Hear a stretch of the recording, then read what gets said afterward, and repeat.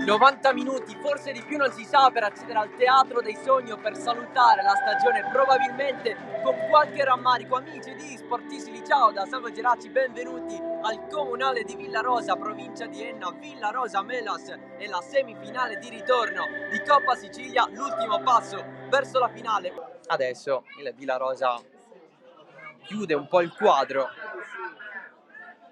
con questa sfida contro il Melas. Lancio profondo verso Cordaro, colpo al volo, finisce sopra la traversa. Il passaggio per Bangura, corre il Villarosa, c'è un po' di spazio, taglia tutto a trovare sulla destra il tiro di Cocimano fintato, ancora Cocimano tira sul tiro, respinge l'occasione per Cocimano, poi da fuori il tentativo alle stelle di Rivolsi.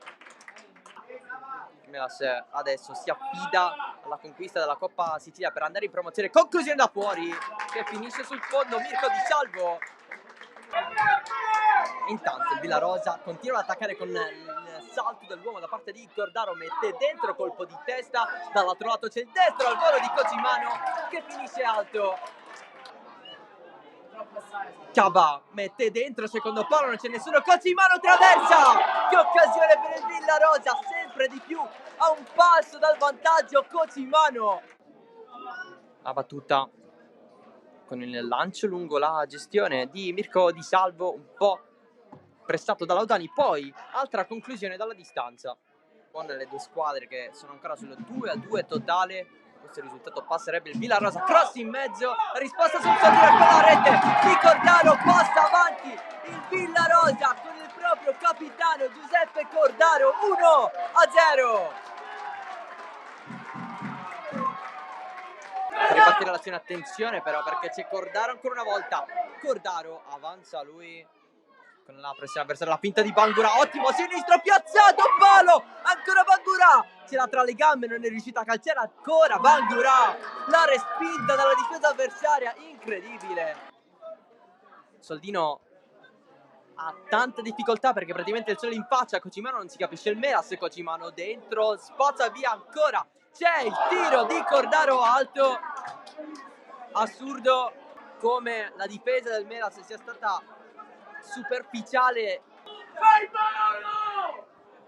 Lancio lungo, Cordaro in area di rigore, si cerca il cross in mezzo, c'è Bangura, evita il proprio avversario, ancora Bangura, il sinistro, pallone dentro, Cocimano, palla alla porta, ancora Caba sul secondo, Cocimano respinto, il Villarosa continua, Andrea Di Salvo piazzato, fuori. Voglia di segnare, attenzione al Melas con questa conclusione raso terra di Torre, controllata da Amico. Attenzione alla punizione per il Melas con Bellinvia, parte dal suo sinistro sul fondo, rimessa laterale, colpo di testa a liberare di Blasi, dunque Villarosa in 10 in questo finale di partita per l'espulsione di Ferrara. Attenzione alla corsa di Sollima che recupera il pallone, non c'è il recupero di Quattrocchi, Sollima davanti il portiere, il gol di Sollima e il Villarosa la chiude, accede in finale di Coppa Sicilia con la rete di Alessandro Sollima.